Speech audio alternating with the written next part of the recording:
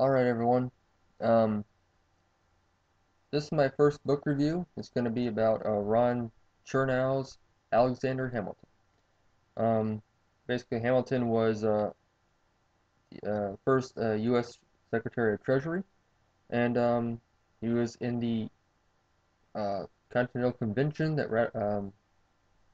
drafted the U.S. Constitution and the New York Ratifying Convention. He was George Washington's secretary on his staff and was involved in a important action in the Civil War, American Revolution. My bad. Um,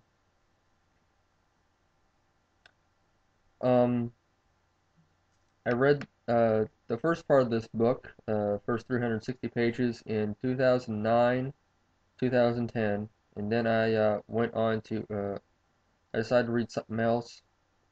It wasn't because Chernow's writing was bad or anything, or the book was slow and unmemorable. It's just I just need to read something else for a while. Um, in November 2011, I read the last 371 pages. So, as you can tell, I went through it fast.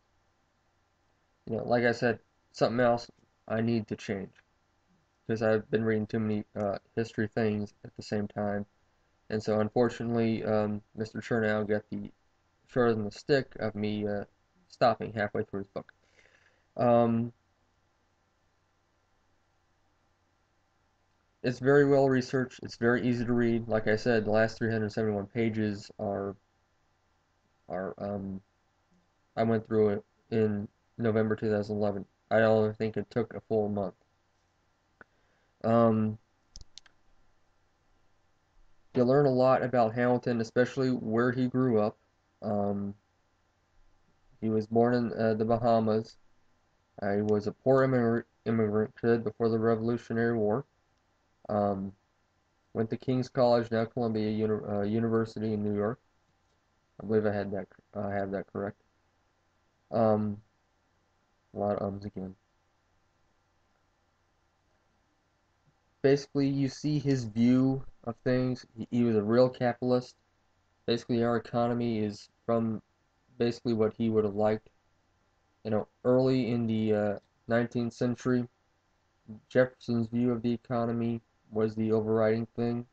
But after the Civil War, Alexander's foundations for our current economy really were able to be built upon.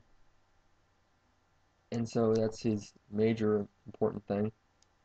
And the real interesting thing is the last 371 pages in this book cover the last 10 years of his life, basically.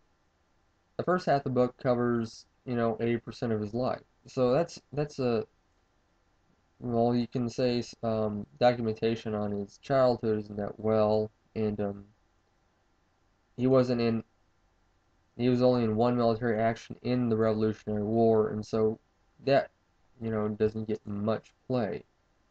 But considering, and so yeah, that covers a little bit of those first 360 pages. But considering what he did in the Constitutional Convention and what he did as the Secretary of State, um, a lot, I would have thought that had been taking up more space in covered more in the space of the book. So it's just real interesting that starting with the Reynolds affair to the end of his life, that covered half the book. Um, but you know what? I wasn't researching the thing. Maybe Chernow just, you know, couldn't get more information than he on things he would have liked. But I think it's a great book. I recommend you reading it. All right.